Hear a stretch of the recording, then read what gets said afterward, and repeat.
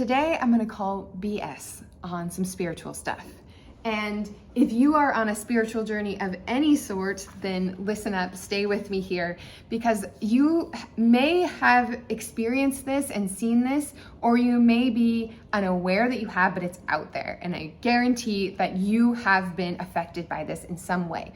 And that is all of this pop spirituality. Basically, people taking spiritual tools and practices and misleading and misrepresenting them as spirituality. But at their core, they're not spirituality. They're just practices and tools and resources to help you access a spiritual belief that you already have. But the problem is a lot of people are confused about what their spiritual beliefs are because all they've seen is everybody else's thoughts and opinions and beliefs and a misrepresentation of what spirituality is. So we're stuck in this whirlwind of what is truth. What is truth for me? What is truth for you in terms of spirituality? And a lot of this is, I think people aren't being malicious. They're not intentionally misleading people, but I think there's a fundamental lack of awareness, lack of knowledge and understanding. People who are trying to make money and people who are actually really leading with their ego, with this idea that I know more than you and I'm special and my beliefs are special and here, let me tell you what yours should be.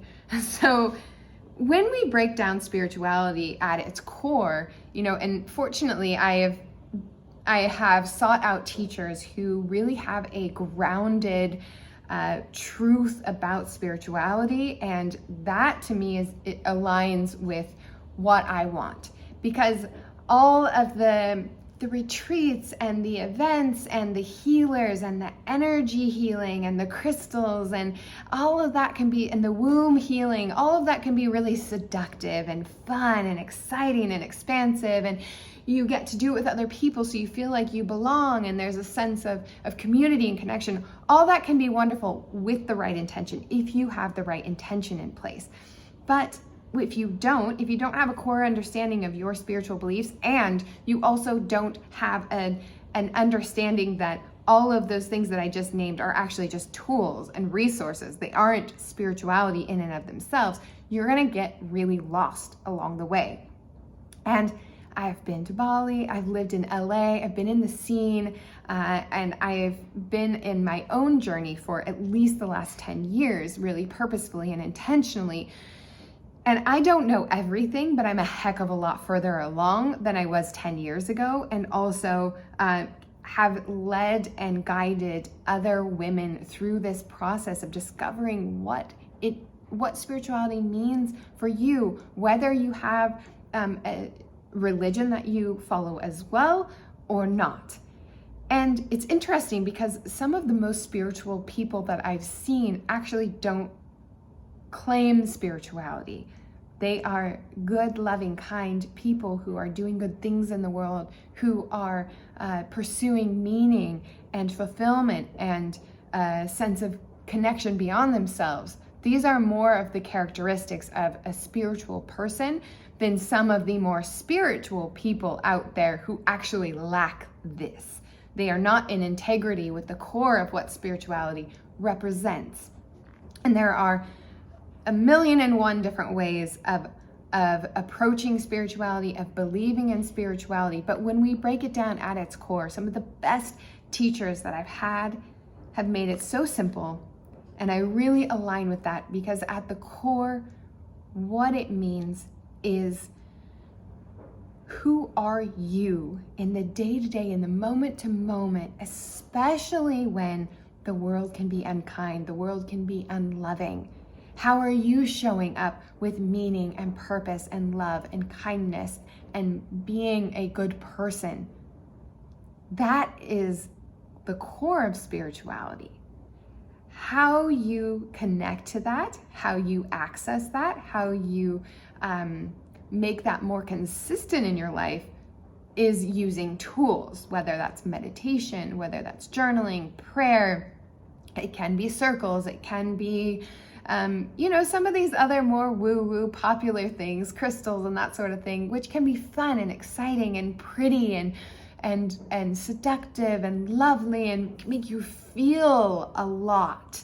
And that can be really, really beautiful and wonderful if you do it with the right intention and the core understanding of what spirituality means to you. And this is what I really work with my clients on, is getting out of all of the mess and the noise and the pseudo-spirituality and the popular stuff and all the terms that and ideas and concepts that have just been basically renamed with sexy names, but really at their core, they all kind of mean the same thing.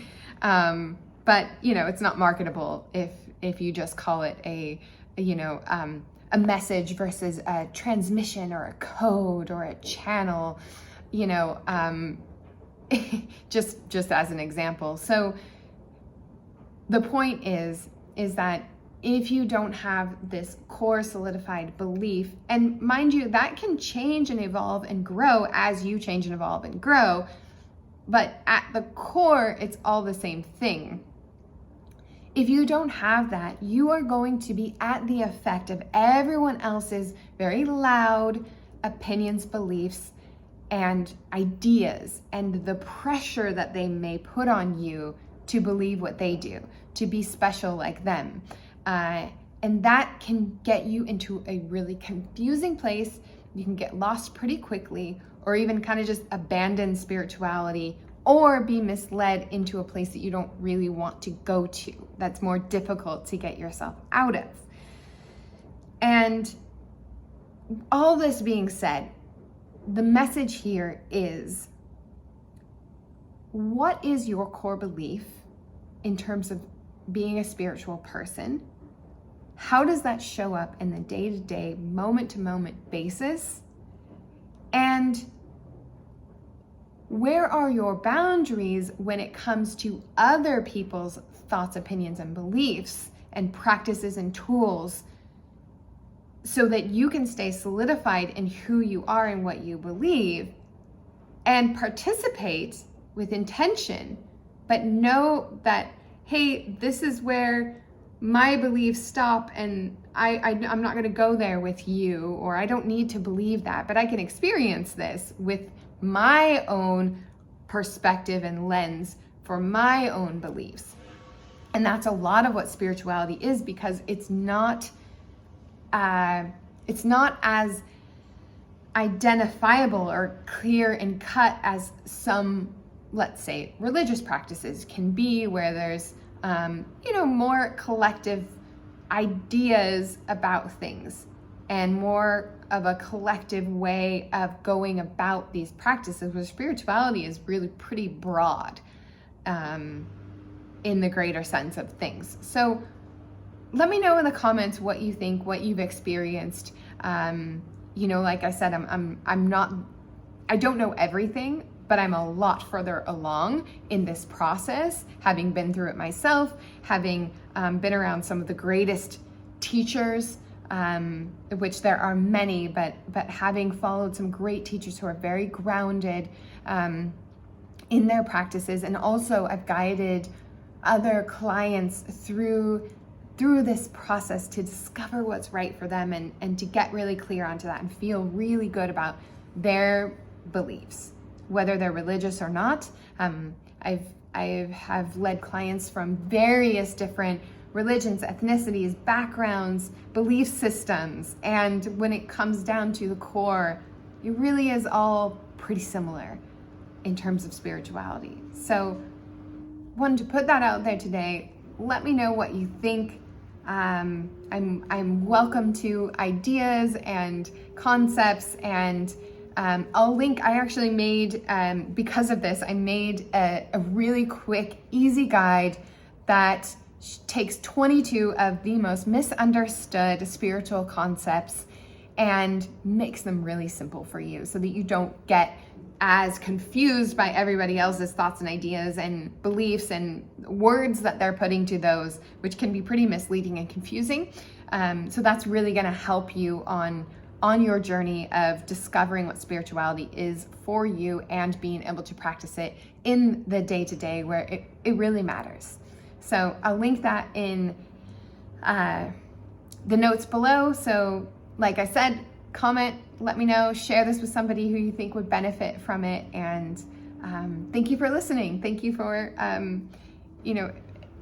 listening to some of the ideas that may be similar or dissimilar to yours. So thank you for being open with this. And yeah, I'll see you again.